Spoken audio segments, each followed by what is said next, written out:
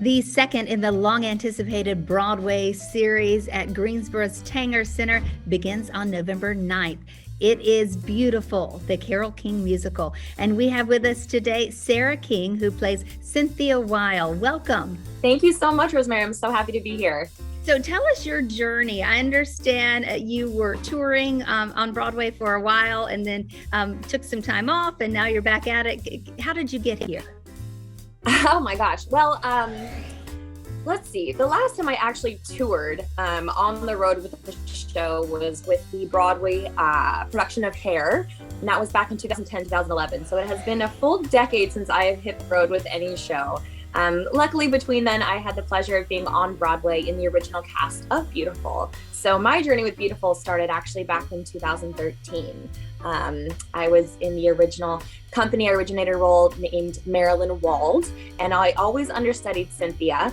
But we did our out of town in San Francisco for 6 weeks, and then we brought the show to the Steven Tanger Theater in New York City, where I was a part of the company for about 4.5 years before I said, okay, I'm ready to move on to the next thing. But here we are. I got this wonderful call from the producers a couple months ago asking me to come join the tour and play Cynthia Weil, which I'm absolutely thrilled to be here. It was such a strange 2 years, I think, for all artists. So it's really, really beautiful to be back in a show that I love, back in a show that I helped create from the ground up. And the company is just wonderful. I mean, I could not ask for a better group of human beings to kind of take this country on with.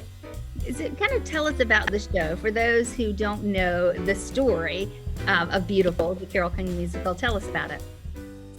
So Beautiful, it follows the rise, the stardom of Carole King. So the show kind of opens and it's 16-year-old Carole King, you know, coming from Brooklyn, wanting to sell her first song, because what a lot of people don't understand is, or realize, is that Carole King penned a ton of songs for groups that, you know, the Drifters, the Shirelles, you know, the Monkees. I mean, Carole King was such a prolific songwriter. So it kind of follows her rise to meeting her husband, Jerry Golfin, and they became a songwriting team. And then my character, Cynthia Weil, and her husband, Barry Mann, kind of come into play. And they were kind of they were best friends, but it's kind of this back and forth rival of who can have the hit song. So, I mean, the show just goes through and it's the soundtrack of a generation. I mean, it goes from, you know, songs of the 50s, the Shirelles, the Drifters, on Broadway, through pop songs in the 80s. I mean, Cynthia Weil and Barry Mann really were kind of the power ballad king and queen.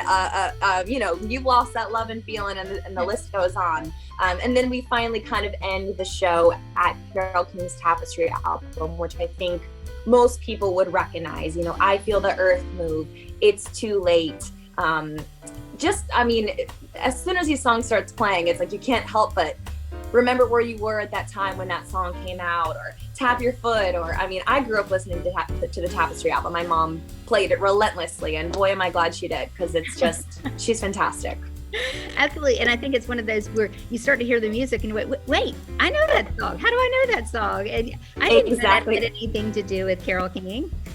Exactly right. And I think that's probably the biggest comment that we've gotten throughout the years. It's just, oh my gosh, I had no idea she wrote that song. Or I just thought she was, you know, doing her hippie Tapestry kind of album. But I mean, she's such an incredible songwriter. And I mean, she really just got inducted into the Hall of Fame just a few days ago. So we are just like so thrilled, beyond proud to be bringing her story to the stage.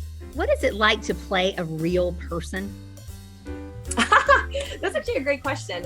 I've had the absolute pleasure of meeting Cynthia on numerous occasions. Her and Barry would come frequent the Steven Tanger Theater in New York City. So, you know, I think a lot of people wonder, are you doing an impersonation? You know, it's never that. I mean, I think to play a real person, your job as an actor is to kind of capture their essence. Obviously, you're going to bring your own self to the role because you can't help but do that, you know. But you get to know their essence and their spunk and how they operate and their rhythms. And Cynthia is just such a spunky, wonderful, I mean, she was a pioneer in her field. She's super confident and doesn't take no for an answer. And it's wonderful. I mean, it's really cool, and especially to have met them after a performance where you're playing them, which is kind of surreal. Yeah, they're always a little bit, yeah, but they've always been so encouraging and so complimentary, and it's just an honor. Well, we are so excited to have you in Greensboro. And as you know, this is a brand new theater for Greensboro. The first time Broadway has been back in Greensboro for about a decade, if not more. And so does the cast get it? Does that make the cast excited to be coming into a city like this? Absolutely. You know, I think it's so funny because, you know, when you're looking at the schedule of a tour for some of these, I mean, luckily we're in Greensboro for a full week, which is just incredible. You know, we're on year 6 of the tour. So, you know, as the tours kind of go along, the schedules get a little shorter stays here and there, maybe some of the smaller towns. But I think part of the joy of touring is getting to really invest yourself in the culture of the city, having a full week there to walk around and experience and dine and get to know what's going on. Just the pulse of the city is really, really, really cool. And especially coming into a brand new performing arts center is just beyond a pleasure. I mean, even in these theaters here in Chicago, sure, Chicago's a big market. And the theaters are old and historical and beautiful. But I think what's funny is a lot of people don't realize that the backstage area is super tight. Your dressing rooms are down and around and up and twisty. So it really it has its gives and takes, but we are so thrilled to see what y'all have built there. I mean, it's going to be wonderful. Yeah, you'll love it. You won't want to leave. It'll be and finally, just playing the rest of the 8 months in Greensboro. Just hang on. And finally, what, you know, as you said, it's been 2 years of a really interesting time for all of us, but I think particularly performers, artists of all genres, really. What is it like for you to be back on stage and doing what you love?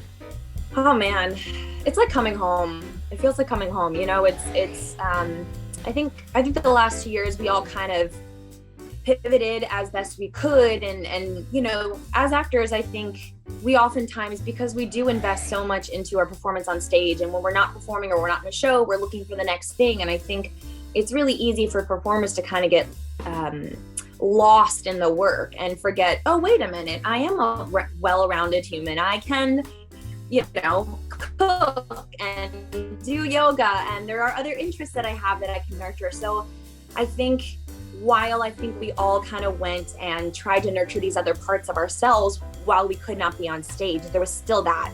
I know I experienced this longing and this pang to just do the thing that I've always done, do the thing that I was built to do, you know? So getting back into the rehearsal space in New York City was surreal. I mean, it's all different now, you know, we're rehearsing with masks, and you know, the protocols are definitely in place, and it's a bit of a different landscape in that way, but it's just, I mean, stepping on a stage with the wigs and the costumes and the lights and everything. I mean, I'd be lying if I said I wasn't a touch nervous. We opened tonight in Chicago.